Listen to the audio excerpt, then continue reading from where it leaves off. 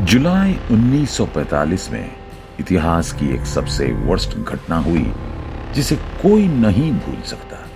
जी हां, इस दिन यूएसएस इंडियानापोलिस जहाज समुद्र की गहराई में समा गया और रेस्क्यू मिशन में देरी होने के कारण इसे इतिहास की सबसे घातक शार्क हमले के रूप में कंसीडर किया जाता है। यूएसएस इंडियानापोलिस ने अपने ट्रैजिक डिमाइज के परे इतिहास में सबसे महत्वपूर्ण भूमिका निभाया। शांति के दौरान ओरिजिनेट हुआ ये जहाज फ्रैंकलिन डी रूजवेल्ट की अनऑफिशियल शिप बन गया। वहीं दूसरे विश्व युद्ध के कारण ये अनपैरेलल्ड फ्लीट का फ्लैगशिप बन गई। वहीं दूसरे विश्व युद्ध के दौरान ये एक टॉप सीक्रेट मिशन पर था। इस जहाज के डूबने की कहानी ने इतिहास में एक अलग तरीके की छाप छोड़ी। दोस्तों, यूएसएस इंडियानापोलिस की शुरुआत लगभग एक सदी पहले 1930 में हुई थी। इसका नाम इंडियाना शहर पर रखा गया था। इसके मॉडर्न वॉरशिप दिखावट के बावजूद इस जहाज का वजन लगभग 10,000 टन था और इसकी लंबाई करीब 186 मीटर थी, जो अपने समय का एक चमत्कार था। अगर इसे दूसरी तरह समझे तो बिग बेन के जितनी इसकी लंबाई और आईफिल टावर के जितना इसका वजन था। खैर, स्टीम से चलने वाला ये जहाज करीब 15,000 मील दूर तक जा सकता था और इसका ये फीचर विश्व का चक्कर लगाने में इसे सक्षम बनाता है। अपने शुरुआती दिनों में ये कई मिशन में शामिल था, जैसे सेरेमनी के लिए साउथ अमेरिकन टूर पर जाना। हालांकि अभी तक यूएस का दूसरे विश्व युद्ध में आना बाकी था। खैर, इन फेमस जापानीज अटैक के दौरान यूएसएस इंडियानापोलिस पर्ल हार्बर में तैनात था। इस अटैक के बाद यूएस ऑफिशियली दूसरे विश्व युद्ध में एंटर हो गया। वहीं अगले 4 वर्षों तक यूएसएस इंडियानापोलिस ने यूएसए के लिए काफी महत्वपूर्ण रोल निभाया। रेमंड ए स्प्रुअन्स के अंडर फ्लैगशिप के रूप में जहाज सबसे डेकोरेटेड अमेरिकन वॉरशिप बनने के रास्ते पर था। हालांकि 31 मार्च साल 1945 को जापानीज कैमिकाजे प्लेन के साथ हुई घातक मुठभेड़ में इसका रास्ता बदल दिया। जब यूएस इन्वेशन के लिए प्रिपरेशन में यह जहाज ओकावा के बीच डिफेंस पर बमबारी कर रहा था, तभी कैमिकाजे प्लेन अचानक जहाज की ओर बढ़ने लगा।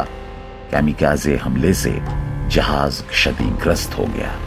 दोस्तों, जापानीज पायलट ने बम काफी करीब से गिराया था, जिसके चलते जहाज के फ्यूल टैंक में होल हो गया।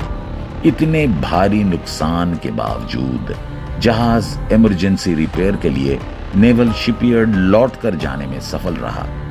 इस सिचुएशन ने यूएसएस इंडियानापोलिस को एक स्ट्रैटेजिक पोजीशन में लाकर खड़ा कर दिया।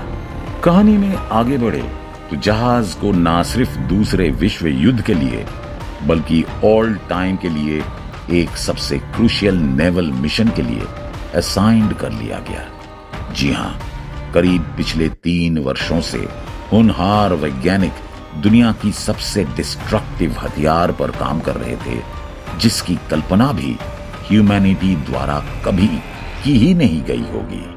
वेल, आपने बिल्कुल सही सुना, और वो डिस्ट्रक्टिव हथियार और कोई नहीं बल्कि एटॉमिक बम था। मई 1945 में यूएसएस इंडियानापोलिस उस घातक और विनाशकारी हथियार के लिए लगने वाले कंपोनेंट की सप्लाई कर रहा था। फाइनली प्रोजेक्ट को पूरा करने का समय आ गया और युद्ध को भी समाप्त करने का समय आ रहा था। 2 एटॉमिक बम, जिसका नाम लिटिल बॉय और फैट मैन था, डिप्लॉयमेंट के लिए तैयार थे। हालांकि ये दोनों बम न्यू मैक्सिको के लॉस एलमोस में तैयार किए गए थे। जापान में बम विस्फोट करने के लिए ट्रांसपोर्टेशन की जरूरत थी, जो आसान काम बिल्कुल नहीं था। वहीं सुरक्षा को ध्यान में रखते हुए बमों को डिसमेंटल्ड स्टेट में रखा गया था।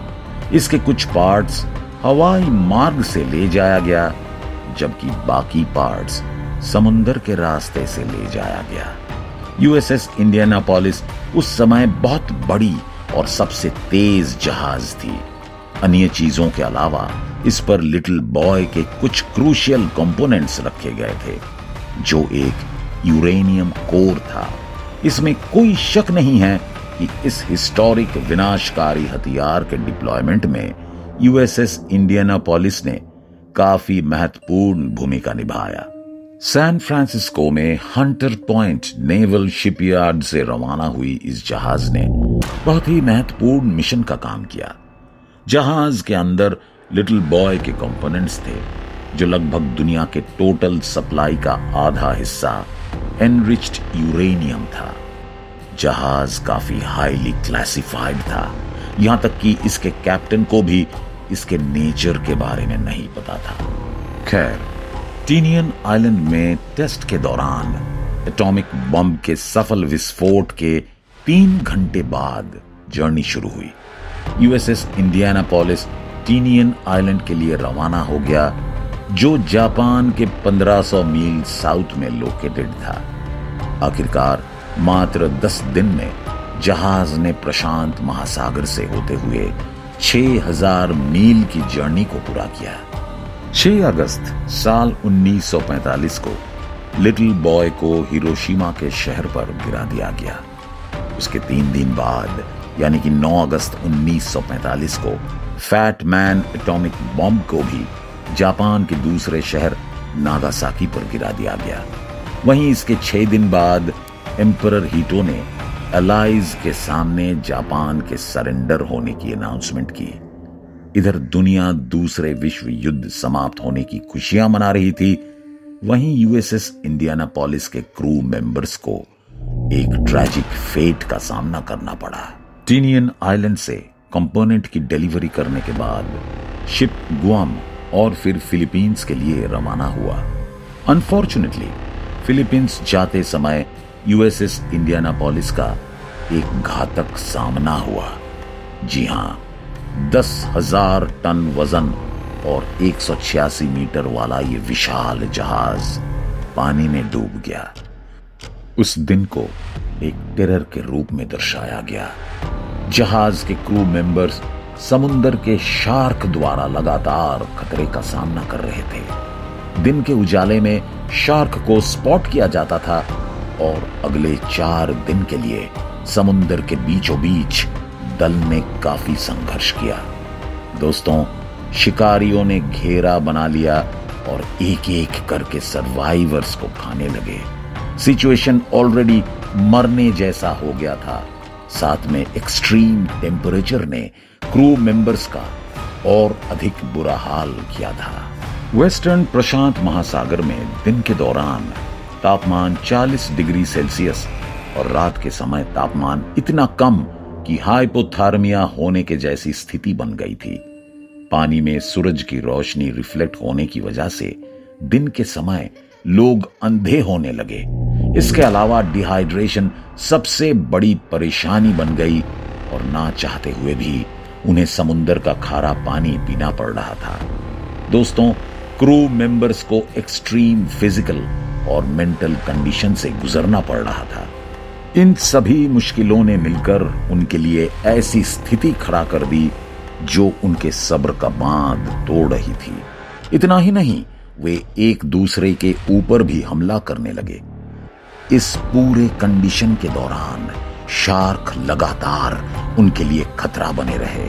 हालांकि कितने मेंबर्स को शार्क द्वारा निगला गया ये अननोन है, लेकिन जो अनुमान लगाया जाता है वो 30 के आसपास है, जबकि लोगों का मानना है कि ये नंबर और अधिक हो सकते हैं, शायद 150 के आसपास। खैर, 2 अगस्त की सुबह तक करीब एक और आधा दिन बीतने के बाद यूएसएस इंडियानापोलिस डूब गया। जापानीज सबमरीन की तलाश में लगी एक स्पॉट प्लेन ने पानी के ऊपर काफी दूर में तेल फैला हुआ देखा, जिसके अंदर क्रू मेंबर्स अपनी अंतिम सांस ले रहे थे। इसके कुछ समय बाद लेफ्टिनेंट एड्रियन मार्क्स आगे इन्वेस्टिगेट करने के लिए घटनास्थल पर एक सी प्लेन में पहुंचे। मार्क्स ने सारी चीजें अच्छे से देखने के लिए अपने फ्लाइंग बोट को थोड़ा नीचे लिया और उनकी आंखों ने जो नजारा देखा वो काफी डरावना था। सैकड़ों अमेरिकन सैनिक पानी में जिंदगी और मौत के बीच लड़ाई लड़ रहे थे। मार्क्स ने फौरन ही मृत्यु के कगार पर खड़े लोगों के हालत की रिपोर्टिंग की। तब यूएस नेवी को पता चला कि 10,000 टन वजन वाली जहाज बिना किसी के जानकारी में 4 दिन पहले प्रशांत महासागर में डूब गई। इसके रिस्पॉन्स में यूएस नेवी ने एक बड़ा सा रेस्क्यू मिशन शुरू किया। हालांकि लेफ्टिनेंट मार्क्स ने अपना मिशन पूरा किया, लेकिन अपने मिशन के दौरान उन्हें एक दुविधा का सामना करना पड़ा। दरअसल वो अपने फ्लाइंग बोट में ही रहकर ऑर्डर दे रहे थे, क्योंकि इतनी सारी लाशों के कारण उन्हें समुद्र में उतरने के लिए दिक्कतों का सामना करना पड़ रहा था।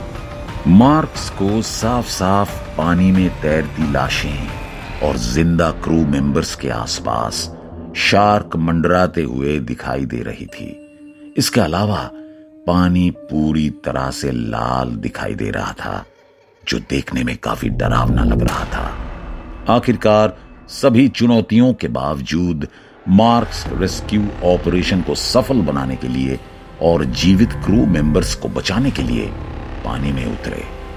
मार्क्स और उनकी टीम ने एक एक करके सर्वाइवर्स को पानी के ऊपर प्लेन में खींचना शुरू किया।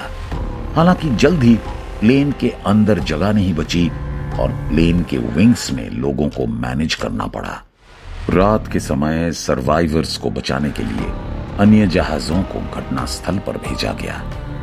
यूएसएस इंडियानापोलिस पर करीब 1195 लोग मौजूद थे, जिनमें से 316 लोग ही बच पाए, जबकि उन्हीं बचे हुए लोगों में से करीब 56 लोगों को सीधे मार्क्स और उनकी टीम द्वारा बचाया गया।